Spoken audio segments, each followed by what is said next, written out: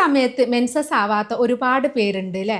അതുപോലെ തന്നെ 1 2 ദിവസം പീരിയഡ്സ് ആവും. അതിൽ ബ്ലഡ് നല്ല കുറവായിരിക്കും. അങ്ങനെ വരുന്നവരുണ്ട്. അതല്ലെങ്കിൽ മെഡിസിൻ എടുത്താൽ മാത്രമേ പീരിയഡ്സ് ആവുള്ളൂ എന്ന് പറയുന്നവരുണ്ട്. കൂടുതലും സ്ത്രീകളിൽ ഇങ്ങനെയുള്ള ബുദ്ധിമുട്ടുകൾ വരുന്നത് PCOD അതല്ലെങ്കിൽ അണ്ഡാശയത്തിൽ കുമിളകൾ വരുന്ന കണ്ടീഷനിലാണ്. എന്നാൽ തൈറോയ്ഡ് പോലെയുള്ള അസുഖങ്ങളും ഇതുപോലെയുള്ള ലക്ഷണങ്ങൾ കണ്ടുവരാറുണ്ട്. ഇപ്പോൾ PCOD ഉള്ള ആളുകളിൽ പുരുഷ ഹോർമോണുകൾ കൂടുന്നത് കൊണ്ട് തന്നെ അവർക്ക് അമിതമായിട്ടുള്ള രോമവളർച്ചയും വരാറുണ്ട്. ഈ ചിന്നിൻ്റെ ഭാഗത്ത് അതുപോലെ ചെസ്റ്റിലൊക്കെ അമിതമായിട്ടുള്ള രോമവളർച്ച കണ്ടുവരാറുണ്ട്. ഇതിൻ്റെ കൂടെ തന്നെ അമിതമായിട്ടുള്ള വണ്ണം വരാം. അതുപോലെ തന്നെ ഇടയ്ക്കിടയ്ക്കായിട്ട് മുഖത്ത് കുരു അനുഭവപ്പെടാം.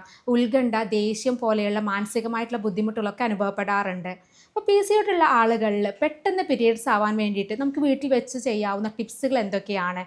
അതുപോലെ തന്നെ PCOD ഉള്ള ആളുകളിൽ വണ്ണം കുറക്കാൻ വേണ്ടിയിട്ട് നമുക്ക് രാവിലെ ബ്രേക്ക്ഫാസ്റ്റിലും അതുപോലെ തന്നെ ലഞ്ചിന് ഡിന്നറിനൊക്കെ എന്തൊക്കെ ഭക്ഷണങ്ങളാണ് ഉൾപ്പെടുത്തേണ്ടത്, എന്തൊക്കെയാണ് കംപ്ലീറ്റ് ഡയറ്റ് എന്തൊക്കെയാണ് തുടങ്ങിയ കാര്യങ്ങളാണ് ഇന്ന് വീഡിയോയിലൂടെ പറയുന്നത്.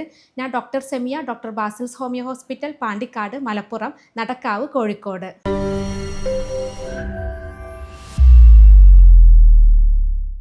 കഴിഞ്ഞ ദിവസം OPയിൽ ഒരു 19-20 വയസ്സുള്ള ഒരു പെൺകുട്ടി വന്നിട്ടുണ്ടായിരുന്നു. അപ്പോൾ മാസങ്ങളോളമായി പീരിയഡ്സ് ആയിട്ടില്ല, മെൻസസ് മെഡിസിൻ എടുക്കുമ്പോൾ മാത്രമേ ആവുന്നുള്ളൂ എന്നാണ് പറഞ്ഞത്.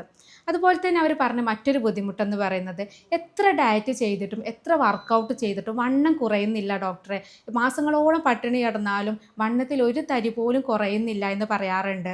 അപ്പോൾ ഇങ്ങനെയുള്ള ആളുകളിൽ ഇങ്ങനെ പീരിയഡ് സംബന്ധമായിട്ടുള്ള പ്രശ്നങ്ങളും അതുപോലത്തെ അമിത വണ്ണമുള്ള ആളുകളിലൊക്കെ കൃത്യമായിട്ടുള്ള ഡയറ്റും അതുപോലെ എക്സസൈസ് നമ്മൾ പറഞ്ഞു കൊടുക്കാറുണ്ട്. അതിൻ്റെ കൂടെ തന്നെ ചികിത്സയും കൂടെ ആകുമ്പോൾ PCOD നമുക്ക് ഫലപ്രദമായിട്ട് തന്നെ ചികിത്സിക്കാൻ പറ്റാറുണ്ട്. PCOD എന്ന് പറയുന്നത് ഒരു ലൈഫ് സ്റ്റൈൽ ഡിസീസാണ്. അതായത് നമ്മുടെ ജീവിതശൈലിയിൽ കുറച്ച് മാറ്റങ്ങളൊക്കെ വരുത്തി കഴിഞ്ഞാൽ അതിൻ്റെ കൂടെ മെഡിസിനും കൂടി ആകുമ്പോഴാണ് ഇത് കംപ്ലീറ്റ് ക്യൂർ ആവുള്ളൂ. മരുന്ന് കൊണ്ട് മാത്രം PCOD നമുക്ക് മാറ്റാൻ പറ്റില്ല. അപ്പോൾ അതുകൊണ്ട് തന്നെ നമുക്ക് PCOD ഉള്ള ആളുകളിൽ കൂടുതലും നമ്മൾ ഡയറ്റും എക്സസൈസും പറഞ്ഞു കൊടുക്കാറുണ്ട്. ഇപ്പോൾ കൃത്യമായിട്ട് ഡയറ്റും എക്സസൈസും അതിൻ്റെ കൂടെ തന്നെ നമ്മൾ ചികിത്സയും കൂടെ കൊടുക്കുകയാണെങ്കിൽ ഒരു 3 to 6 months കൊണ്ട് തന്നെ നമുക്ക് PCOD നോർമൽ സ്റ്റേജിലേക്ക് എത്തിക്കാൻ പറ്റാറുണ്ട്. ഇപ്പോൾ PCOD ഉള്ള ആളുകൾ നമ്മൾ വീട്ടിൽ വെച്ച് ചെയ്യാവുന്ന കുറച്ച് കാര്യങ്ങളാണ് പറയുന്നത്. ഡെയിലി നമ്മൾ ബ്രേക്ക്ഫാസ്റ്റിൽ എന്തൊക്കെ കഴിക്കണം, അതുപോലെ ലഞ്ചിന് എന്തൊക്കെ കാര്യങ്ങളാണ് കഴിക്കേണ്ടത്, അതുപോലെ ഡിന്നറിൻ്റെ സമയത്ത് നമ്മൾ എന്തൊക്കെ കഴിക്കണം, ഒരു കംപ്ലീറ്റ് ഡയറ്റാണ് നമ്മൾ പറഞ്ഞു കൊടുക്കുന്നത്. ബ്രേക്ക്ഫാസ്റ്റിൽ കൂടുതലായിട്ട് നമ്മൾ ഉൾപ്പെടുത്തേണ്ടത് പ്രോട്ടീനും അതുപോലെ തന്നെ ഫൈബറും കൂടുതൽ അടങ്ങിയിട്ടുള്ള ഫുഡുകളാണ്. കൂടുതലും നമ്മൾ കാർബോഹൈഡ്രേറ്റ്സുകൾ ബ്രേക്ക്ഫാസ്റ്റിൻ്റെ സമയത്ത് ഒഴിവാക്കുന്നതാണ് നല്ലത്. അതിൽ ബ്രേക്ക്ഫാസ്റ്റിൽ നമുക്ക് രാവിലെ കഴിക്കാൻ പറ്റിയ ഒരു കോമ്പിനേഷൻ എന്ന് പറയുന്നത് ഓട്സ് അതുപോലെ തന്നെ സീഡ്സ്, നട്ട്സ് എല്ലാം കൂടിയിട്ട് പാലിലിട്ടിട്ട് കഴിക്കുന്നത് നല്ലതാണ്. അതുപോലെ തന്നെ മറ്റൊന്ന് നമുക്ക് കഴിക്കാൻ പറ്റുന്നത് രാഗിദോശ. ഇപ്പോൾ 2 രാഗിദോശ എടുക്കുകയാണെങ്കിൽ അതിൻ്റെ കൂടെ നമുക്ക് കോക്കനട്ട് ചട്നി യൂസ് ചെയ്യുന്നത് നല്ലതാണ്. ഇത് രണ്ടും കൂടെയാണ് ഏറ്റവും നല്ല കോമ്പിനേഷൻ. അതുപോലെ തന്നെ നമുക്ക് ഇഡ്ഡലി അതുപോലെ സാമ്പാറും നല്ല കോമ്പിനേഷനാണ് രാവിലെ കഴിക്കാം. കാരണം സാമ്പാറിലൊക്കെ ഒരുപാട് വെജിറ്റബിൾസ് ഉള്ളതുകൊണ്ട് തന്നെ അത് കൂടുതലായിട്ട് ഉൾപ്പെടുത്തുക. അങ്ങനെ ആകുമ്പോൾ നമുക്ക് കൂടുതലായിട്ട് വെജിറ്റബിൾസും ഫൈബറും നമ്മുടെ ബോഡിയിലെത്തും. അതുപോലെ നമുക്ക് രാവിലെ ബ്രേക്ക്ഫാസ്റ്റിൽ എടുക്കാൻ പറ്റുന്ന ഒന്നാണ് വെജിറ്റബിൾ ഓംലെറ്റ്. അതായത് പച്ചക്കറികളൊക്കെ ഇട്ടിട്ട് ഓംലെറ്റ് ഉണ്ടാക്കുക. അതിൻ്റെ കൂടെ തന്നെ 2 ഹോൾ ഗ്രെയിൻ ബ്രെഡ് യൂസ് ചെയ്യുക. ബ്രൗൺ ബ്രെഡ് ആണ് കൂടുതലും നല്ലത്. മൈദയുടെ ബ്രെഡ് ഒഴിവാക്കുന്നതാണ് നല്ലത്. അതുപോലെ തന്നെ മറ്റൊന്ന് നമുക്ക് ഉപയോഗിക്കാൻ പറ്റുന്നത് ബോയിൽഡ് എഗ്ഗ് അതായത് പുഴുങ്ങിയ മുട്ട 2 എണ്ണമാണ് യൂസ് ചെയ്യുന്നതെങ്കിൽ അതിൻ്റെ കൂടെ നമ്മളൊരു ഫ്രൂട്ടും കൂടെ അതിൻ്റെ കൂടെ തന്നെ ഉൾപ്പെടുത്തുക. അപ്പോൾ പ്രോട്ടീനും അതുപോലെ തന്നെ ഫൈബറും കോമ്പിനേഷൻ കിട്ടും. അതുപോലെ തന്നെ നമുക്ക് മറ്റൊന്ന് യൂസ് ചെയ്യാൻ പറ്റുന്നത് സ്മൂത്തി ആയിട്ട് ഉണ്ടാക്കാം. അതായത് ഇപ്പോൾ ബനാന അതുപോലെ തന്നെ കൂടുതലായിട്ട് പീനട്ട് ബട്ടർ ഇങ്ങനെയൊക്കെ ചേർത്തിട്ട് ഒരു സ്മൂത്തി ഉണ്ടാക്കി രാവിലെ കഴിക്കുന്നതും നമുക്ക് നല്ലതാണ്. അപ്പോൾ ഇത്തരത്തിലുള്ള ഏതെങ്കിലും ഒരു കോമ്പിനേഷന് മോർണിംഗിൽ ബ്രേക്ക്ഫാസ്റ്റിൽ യൂസ് ചെയ്യുക. അതായത് ആഴ്ചയിൽ ഒരു ദിവസം ഇതിലേതെങ്കിലും ഒരെണ്ണം യൂസ് ചെയ്യുക. അങ്ങനെ മാറി മാറി നമ്മൾ യൂസ് ചെയ്ത് കഴിഞ്ഞാൽ നമുക്ക് ഭക്ഷണത്തിനോട് മടുപ്പ് കാര്യങ്ങൾ ഉണ്ടാവില്ല. എന്നാൽ നമുക്ക് ആവശ്യത്തിനായിട്ടുള്ള പ്രോട്ടീനും ഫൈബറും നമ്മൾ ബോഡിയിൽ എത്തുകയും ചെയ്യും. ലഞ്ചിൻ്റെ സമയത്ത് നമ്മൾ പറഞ്ഞു കൊടുക്കാറുള്ളത് കാർബോഹൈഡ്രേറ്റ് നമ്മൾ പൂർണ്ണമായിട്ട് ഒഴിവാക്കേണ്ട ആവശ്യമില്ല. അതായത് അരിഭക്ഷണം പൂർണ്ണമായിട്ട് ഒഴിവാക്കേണ്ടതില്ല. ഇപ്പോൾ ഒരു 50% നമ്മൾ വെജിറ്റബിൾസ് ഉപയോഗിക്കണം. അതുപോലെ തന്നെ ഒരു 25% പ്രോട്ടീനും ഒരു 25% മാത്രമേ നമ്മൾ കാർബോഹൈഡ്രേറ്റ്സ് യൂസ് ചെയ്യുള്ളൂ. അപ്പോൾ ചോറ് ഒഴിവാക്കാൻ പറ്റാത്ത ആളുകളാണെങ്കിൽ പേടിക്കണ്ട, ഒരു 25% നമുക്ക് കാർബോഹൈഡ്രേറ്റ്സ് യൂസ് ചെയ്യാം. അപ്പോൾ ഒരു പാത്രത്തിൻ്റെ ഒരു 1/4 ഭാഗം നമുക്ക് റൈസ് യൂസ് ചെയ്യാം. അപ്പോൾ റൈസ് യൂസ് ചെയ്യുമ്പോൾ നമ്മൾ ശ്രദ്ധിക്കേണ്ടത് കൂടുതൽ ബ്രൗൺ റൈസ് യൂസ് ചെയ്യുന്നതാണ് നല്ലത്. തവിട് കളയാത്ത അരി അതല്ലെങ്കിൽ റെഡ് റൈസ് യൂസ് ചെയ്യുന്നതാണ് ഏറ്റവും നല്ലത്. അതുപോലെ മറ്റ് 25% നമ്മൾ പ്രോട്ടീനാണ് കൂടുതൽ ഉപയോഗിക്കേണ്ടത്. അതായത് നമുക്ക് എഗ്ഗ് യൂസ് ചെയ്യാം, അതുപോലെ തന്നെ ചിക്കൻ യൂസ് ചെയ്യാം, അതുപോലെ ബീഫ്, അതുപോലത്തെ പനീർ, ഇങ്ങനെയുള്ള പ്രോട്ടീൻ കണ്ടൻസ് കൂടുതലായിട്ട് ഉപയോഗിക്കുക. അതുപോലെ തന്നെ നമുക്ക് 50% നമ്മൾ ശ്രദ്ധിക്കേണ്ടത് വെജിറ്റബിൾസ് ആണ്. കൂടുതലായിട്ട് വെജിറ്റബിൾസ്, ഫൈബറാണ് നമ്മൾ കൂടുതൽ ഉൾപ്പെടുത്തേണ്ടത്. അപ്പോൾ നമുക്ക് വെജിറ്റബിൾ സാലഡ്സ് യൂസ് ചെയ്യാം. അതല്ലെങ്കിൽ നമുക്ക് തോരനൊക്കെ, ഉപ്പേരിയൊക്കെ കഴിക്കുന്ന ആളുകളാണെങ്കിൽ ഡെയിലി ഏതെങ്കിലും തരത്തിലുള്ള ഉപ്പേരി ഉപയോഗിക്കാം. ക്യാബേജ് ഉപ്പേരി ഉപയോഗിക്കാം, ക്യാരറ്റ് ഉപ്പേരി, ബീൻസ്, ഇങ്ങനെയുള്ള വെജിറ്റബിൾസ് കൊണ്ടുള്ള ഉപ്പേരികൾ നമുക്ക് യൂസ് ചെയ്യാം.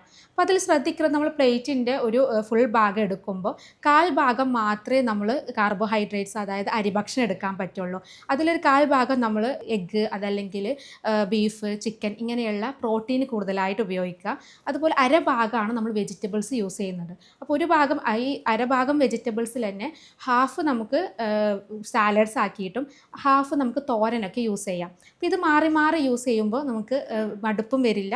നമുക്ക് ഭക്ഷണത്തിനോടുള്ള ആർത്തിയും, അതുപോലെ അമിത വണ്ണമുള്ള ആളുകളിലൊക്കെ ഇത്തരത്തിലുള്ള ലഞ്ച് നമ്മൾ ശ്രദ്ധിച്ചു കഴിഞ്ഞാൽ കൃത്യമായിട്ട് നമുക്ക് വണ്ണം കുറക്കാനും ഈ PCOD പോലെയുള്ള ബുദ്ധിമുട്ടുകളൊക്കെ കംപ്ലീറ്റ് മാറാനും സഹായിക്കാറുണ്ട്. അതുപോലെ ഉച്ചഭക്ഷണത്തിൽ നമുക്ക് അരിഭക്ഷണം, അതായത് ചോറ് നിർബന്ധമുള്ള ഇല്ലാത്ത ആളുകളാണെങ്കിൽ 2 ചപ്പാത്തി കഴിക്കുന്നത് കൊണ്ട് കുഴപ്പമില്ല.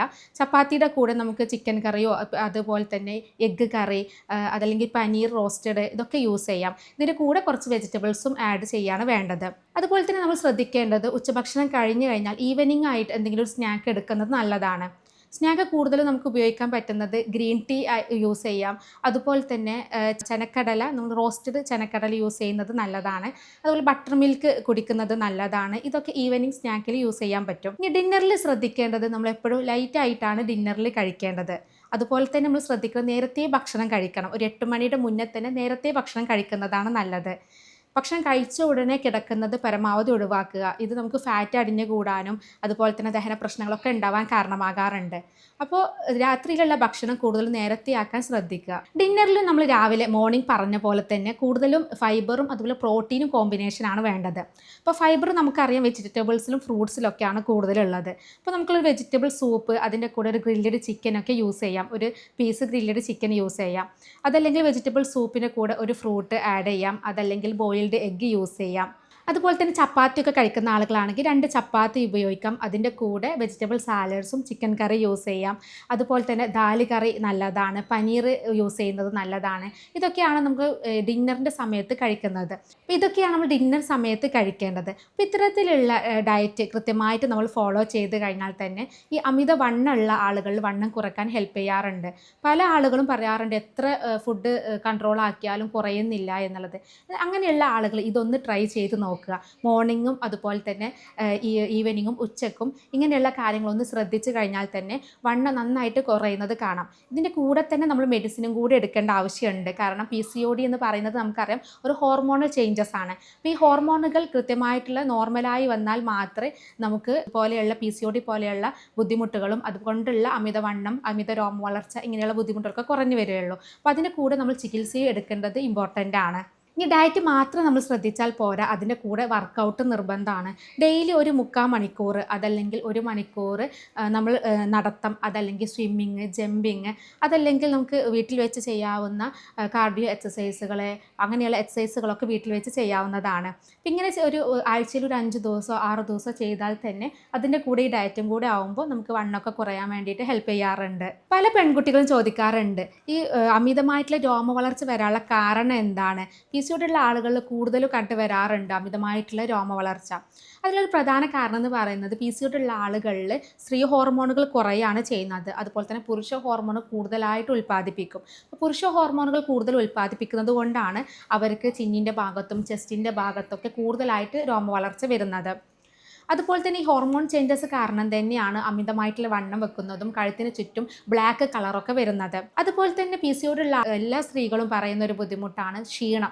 ഭയങ്കര ക്ഷീണം ഉണ്ടാവുക, ഉന്മേഷക്കുറവ്, രാവിലെ എഴുന്നേൽക്കാനേ തോന്നില്ല എന്ന് പറയും, ഉറക്കം മതിയാവാത്ത പോലെ തോന്നാറുണ്ട്.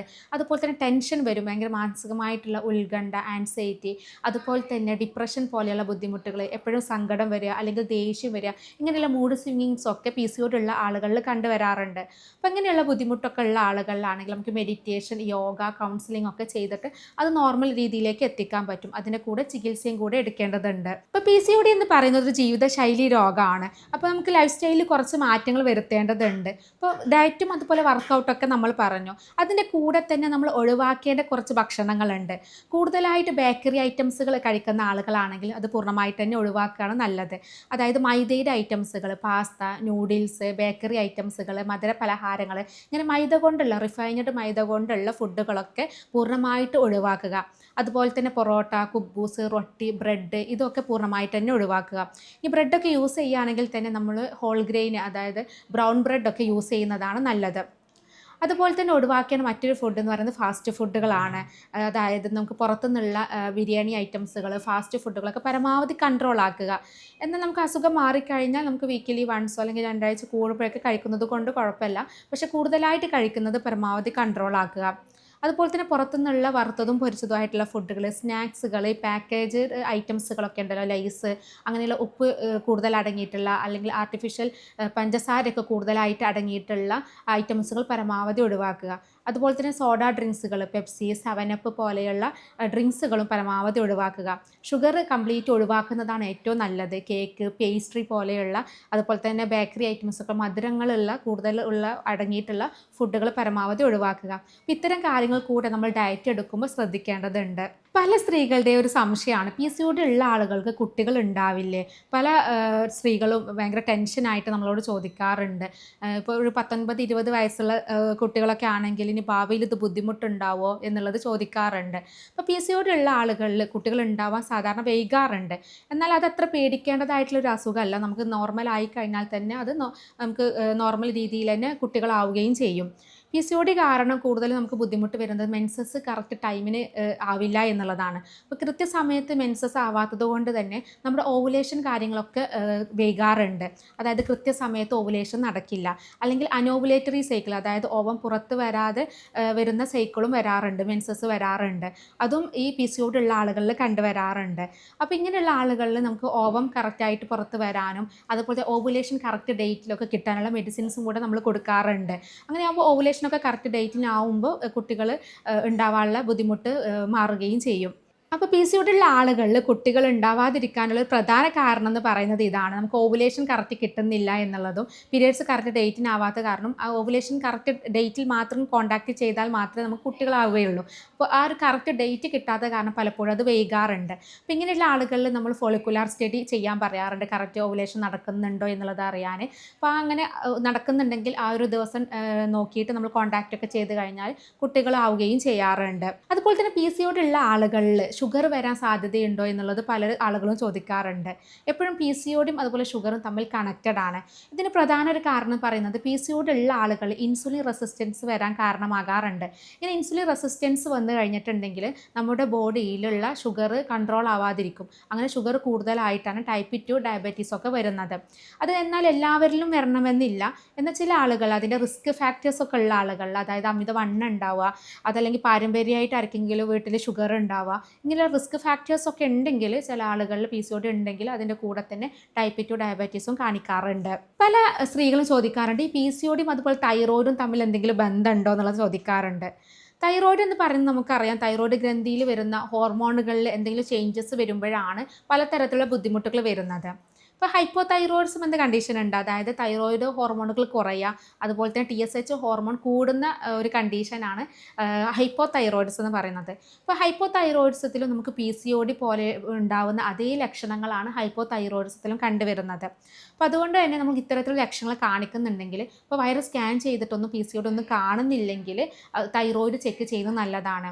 എന്നാൽ PCOD ഉണ്ടെങ്കിലും അങ്ങനെയുള്ള ആളുകൾ തൈറോയ്ഡ് വരാനും കാരണമാകാറുണ്ട്. അതുകൊണ്ട് തന്നെ PCOD ഉണ്ടെങ്കിലും തൈറോയ്ഡ് എന്തായാലും നിർബന്ധമായിട്ട് ചെക്ക് ചെയ്യാം. അപ്പോൾ ചില ആളുകൾക്ക് രണ്ടും ഒരുമിച്ച് വരാറുണ്ട്, ചില ആളുകൾക്ക് തൈറോയ്ഡ് മാത്രമായിട്ടും കണ്ടുവരാറുണ്ട്. ഇപ്പോൾ തൈറോയിഡ് ഉള്ള ആളുകൾ ഹൈപ്പോതൈറോയിഡിസം എന്ന് പറയുന്നത് നമുക്കറിയാം തൈറോയിഡ് ഹോർമോൺ കുറയുന്ന കണ്ടീഷനാണ്. അപ്പോൾ കുറയുമ്പോൾ തന്നെ നമ്മുടെ മൊത്തത്തിലുള്ള മെറ്റബോളിസം കുറയാണ് ചെയ്യുന്നത്. അപ്പോൾ അതുകൊണ്ട് തന്നെ അമിതമായിട്ടുള്ള വണ്ണം വരും, നമുക്കൊരു ക്ഷീണം വരും, ഉന്മേഷക്കുറവുണ്ടാവും, മുടി കൊഴിച്ചിൽ അനുഭവപ്പെടാം, മെൻസസ് വൈകാറുണ്ട്, അതുപോലെ തന്നെ മലബന്ധം അനുഭവപ്പെടാറുണ്ട്, ഗ്യാസിൻ്റെ ബുദ്ധിമുട്ടുകൾ കണ്ടുവരാറുണ്ട്, സ്കിന്നിനൊക്കെ ഡ്രൈനെസ് അനുഭവപ്പെടാറുണ്ട്. ഇങ്ങനെയുള്ള പല ലക്ഷണങ്ങളും ഹൈപ്പോതൈറോയിഡിസത്തിൽ കണ്ടുവരുന്നുണ്ട്. അപ്പോൾ ഇങ്ങനെയുള്ള ലക്ഷണങ്ങൾ കൂടെ ഉണ്ടെങ്കിൽ അതിൻ്റെ കൂടെ നമ്മൾ തൈറോയ്ഡ് ഫംഗ്ഷൻ ടെസ്റ്റും കൂടെ ചെയ്യാം. PCOD ഉണ്ടോ എന്നുള്ളത് അറിയാൻ നമുക്ക് ഏറ്റവും ഇമ്പോർട്ടൻ്റ് ആയിട്ടുള്ള ടെസ്റ്റ് എന്ന് പറയുന്നത് USG തന്നെയാണ്. വയറിൻ്റെ സ്കാനിങ് എടുത്തു കഴിഞ്ഞാൽ തന്നെ നമുക്ക് അറിയാൻ പറ്റും. അപ്പോൾ നമ്മൾ അണ്ഡാശയത്തിൻ്റെ സൈസ് നോക്കിയിട്ടാണ് PCOD ഉണ്ടോ ഇല്ലേ എന്നുള്ളത് അറിയാൻ പറ്റുക. അപ്പോൾ അതിൽ നമുക്ക് 10 cc ഒക്കെ മുകളിലാണെങ്കിലാണ് നമ്മൾ PCOD ഉണ്ടെന്ന് പറയാറുള്ളത്. ഇനി PCOD ഉള്ള ആളുകളിൽ പീരിയഡ്സ് ആവാത്തത് ഭയങ്കരമായൊരു ബുദ്ധിമുട്ടാണ് അല്ലേ. പല സ്ത്രീകളും പറയാറുണ്ട് പീരിയഡ്സ് ആവാത്തത് കൊണ്ട് അടിവയറിന് വേദനയാണ്, അല്ലെങ്കിൽ അടിവയറിൻ്റെ ഭാഗത്തൊരു കനം പോലെ ഫീൽ ചെയ്യാറുണ്ട്, പെട്ടെന്ന് പീരിയഡ്സ് ആവാൻ വേണ്ടിയിട്ട് എന്താ ചെയ്യുക എന്നുള്ളത് ചോദിക്കാറുണ്ട്. അങ്ങനെ പെട്ടെന്ന് പീരിയഡ്സ് ആവാൻ വേണ്ടിയിട്ട് നമുക്ക് വീട്ടിൽ വെച്ച് ചെയ്യാവുന്ന ഒരു ടിപ്പാണ് പറയുന്നത്.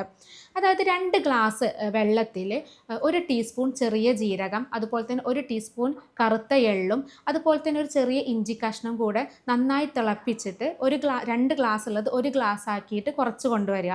എന്നിട്ട് ഡെയിലി രാവിലെ വെറും വയറ്റിൽ ഈ ഒരു ഡ്രിങ്ക് കുടിച്ച് കഴിഞ്ഞിട്ടുണ്ടെങ്കിൽ 2-3 ദിവസം കുടിക്കുമ്പോഴേക്കും പീരിയഡ്സ് ആവാറുണ്ട്.